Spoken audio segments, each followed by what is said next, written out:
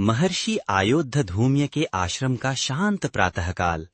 सूर्य की पहली किरणें पवित्र गंगा के जल पर चमक रही थीं और आश्रम के चारों ओर पक्षियों का मधुर संगीत गूंज रहा था।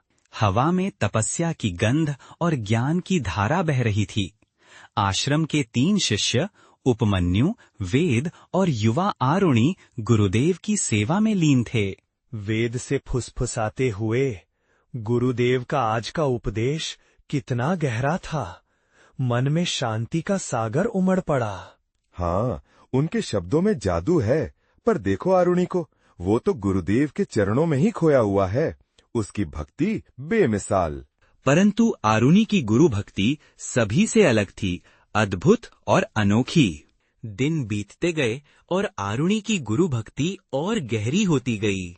वह गुरुदेव की हर आज्ञा का पालन अक्षरशः करता था।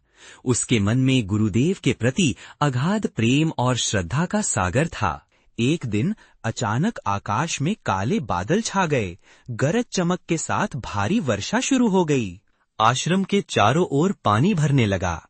हे भगवान, मेरा धान का खेत, यदि मेढ़ टूट गई तो सारा श्रम व्यर्थ हो जाएगा।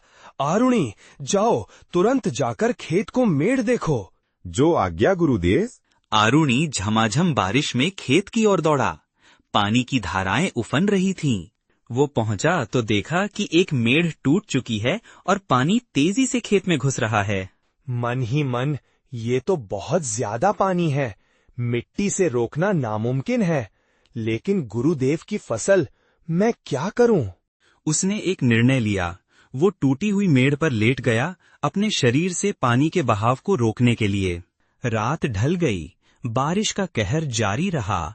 ठंडी हवाएं आरुणि के शरीर को चीर रही थीं। वह कांप रहा था, पर उसके मन में सिर्फ एक ही भाव था, गुरुदेव की आज्ञा का पालन। सुबह हुई। मुर्गे की बांग गूंजी। महर्षि गंगा स्नान करके लौटे। उन्हें आरुणि नहीं दिखा।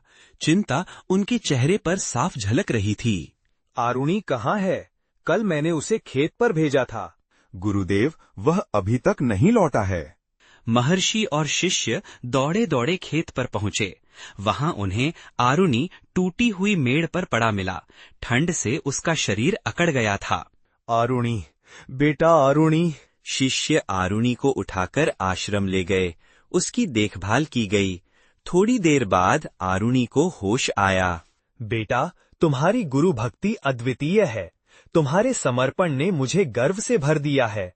आज से तुम्हें सभी विद्याएं प्राप्त होंगी। तुम्हारा नाम सदैव अमर रहेगा। आश्रम में खुशी का माहौल छा गया। शिष्य आरुणि की स्तुति करते हुए नाचने लगे। आरुणि की गुरु भक्ति की गाथा युगों युगों तक गूंजती रहेगी, गुरु भक्ति के आदर्श का प्रतीक बनकर। गुरु की आज्ञा का पालन जीवन का सबसे बड़ा धर्म है।